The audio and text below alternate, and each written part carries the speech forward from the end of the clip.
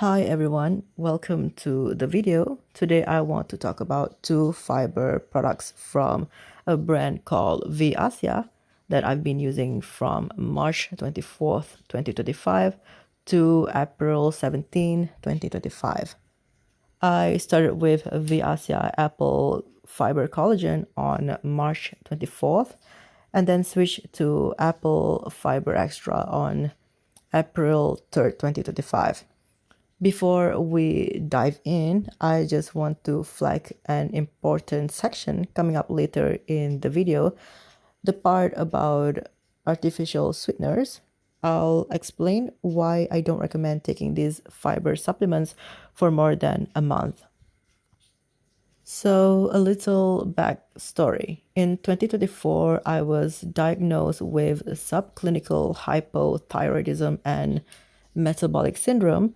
I was prescribed metformin and atorvastatin to help stabilize my metabolism.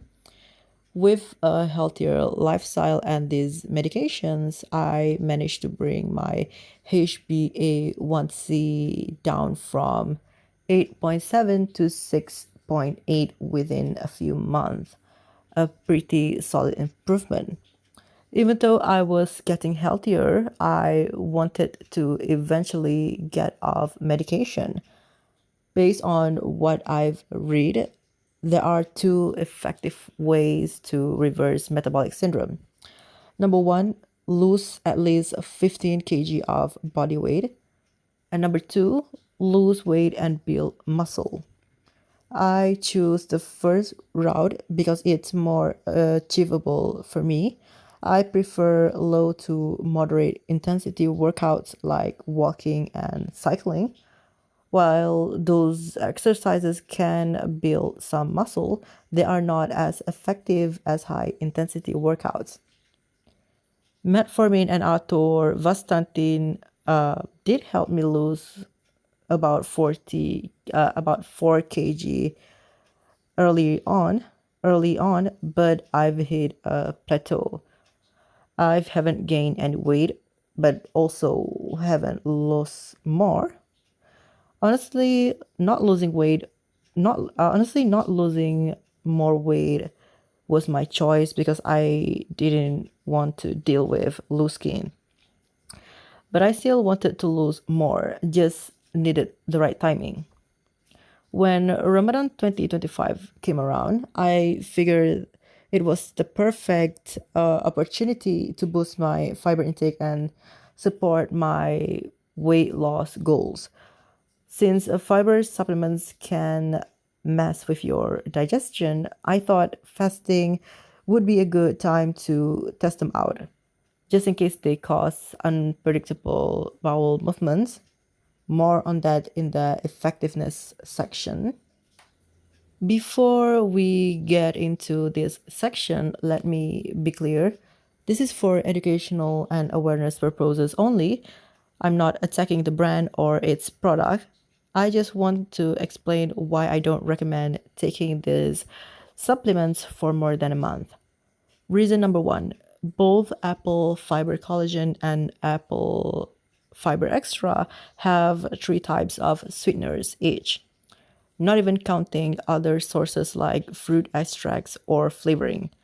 I actually discussed this with Reddit users to help fact check and fill in gaps in my research.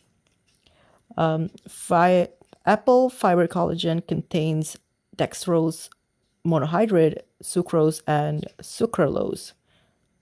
Apple Fiber Extra contains dextrose monohydrate, maltodextrin, and fructose.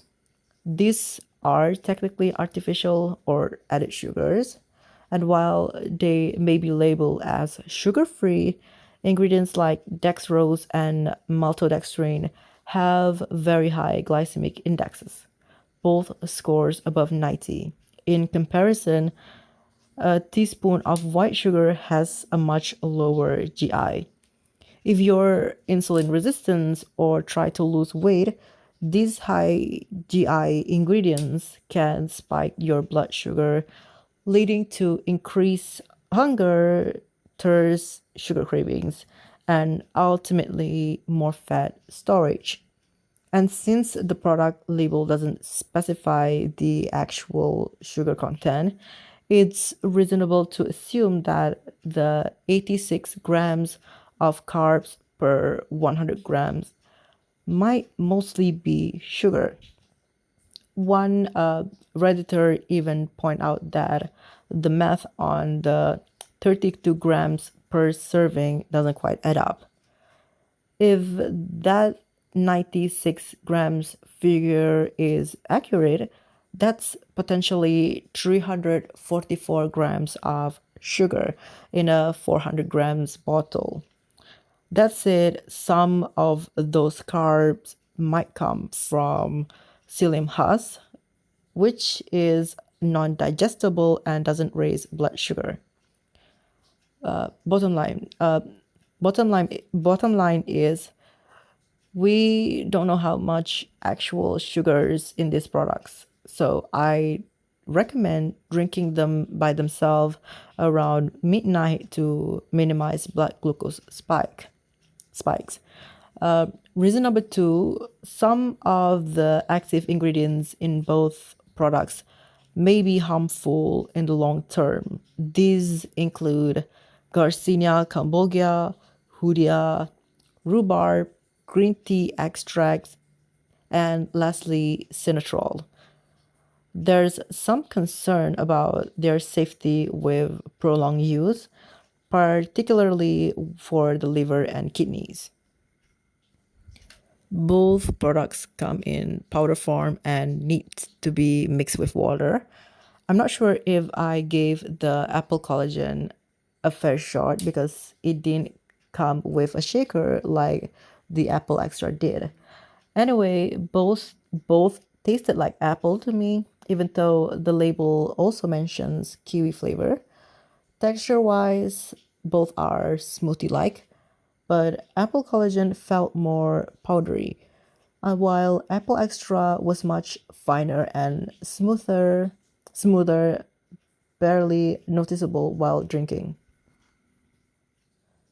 Aside from the sweeteners and potential toxins, there are a few ingredients worth highlighting. Psyllium Husk. I've known about Psyllium Husk for a while, but never bought the pure powder because I was worried about the taste.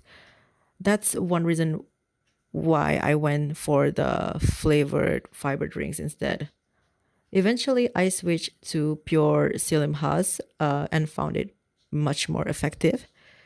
Just 5 grams contains 3.5 to 4 grams of fiber, which is great if you're on a weight loss journey or a low carb slash keto diet. Psyllium Husk doesn't raise blood sugar or add digestible calories, making it ideal as a meal replacement. I usually mix a teaspoon with water using the apple Xtra shaker. It doesn't thicken much that way, which makes it easier to drink. The taste reminds me of cereal or flour, bland but manageable. This is a yeast extract and marketed as an oral skin whitening agent, a glutathione alternative. Some yeast extracts, like Torula yeast, are said to be rich sources in glutathione. Like it helps your body produce glutathione. So, how effective is Cerepron F in apple Xtra? Probably not very, for two reasons. Number one, I don't recommend taking this product longer than a month anyway. Number two, based on the sugar and carb content, only about 56 grams of the 400 grams bottle might contain actual functional ingredients like Cerepron F. So it's better to take Cerepron F in capsule form where the dosage is clearly labeled. Collagen is important if you're trying to prevent loose skin during weight loss, but the label doesn't say what kind of collagen is used or how much per serving. According to sources including ChatGPT, you'd need at least 10 to 15 grams of hydrolyzed collagen daily, or about 450 grams in a month. You won't get that from this product. So, again, I recommend buying pure hydrolyzed collagen if that's your goal.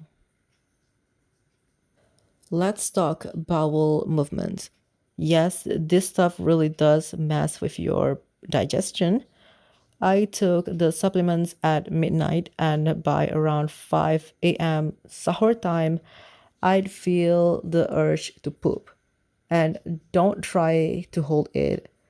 I learned that the hard way. Let's just say accident happens. Once I added Psyllium Husk into the mix, I could delay the urge for about an hour, but eventually I still had to go. Between 8 to 9 a.m., I'd feel like going again, sometimes multiple times, because not everything comes out at once. I've literally spent an hour on the toilet waiting for something that didn't happen, only to feel the urge again after I left.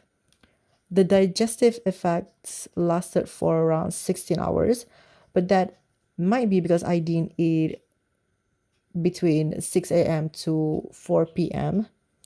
If you eat earlier, that effects might wear off faster.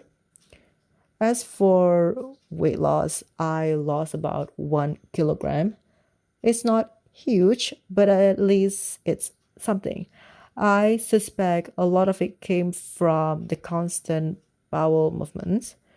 But yeah, that's a temporary effect. Pooping a lot doesn't actually burn fat. That said, I did feel lighter, which is why I'm continuing to fast post Ramadan. I think Viasia had the right idea with these products, but the executions needs work. There's just too much hidden sugar and too many potentially harmful ingredients. Here's Here are some final tips. Drink a lot of water. Seriously, I didn't once and ended up feeling bloated and unable to burp. It's super annoying. Try pure psyllium husk or chia seeds instead of pre-made drinks. Should you try Viasia apple fibers drink? That's up to you. If you do, be prepared for unexpected bowel movements. Don't take it for more than a month. Monitor your water intake closely. If you're looking for the alternatives that are more consistent and controllable, psyllium husk powder is my top pick. It won't spike your blood sugar and it works well as a meal replacement, especially for those trying to maintain lipolysis or enter ketosis. Chia seed might also be good, but I haven't tested the bowel effects myself yet. Just a quick refresher. Glycolysis happens right after you eat carbs or sugar. Your body uses glucose as energy. Lipolysis starts around 6 hours after your last carb intake. Your body starts burning fat moderately. Ketosis kicks in after 12 hours of fasting. Your body fully switches to fat burning as its primary fuel source. I think that's everything. If you have more questions, drop them in the comment section down below. Thanks for watching, and I hope this video was helpful.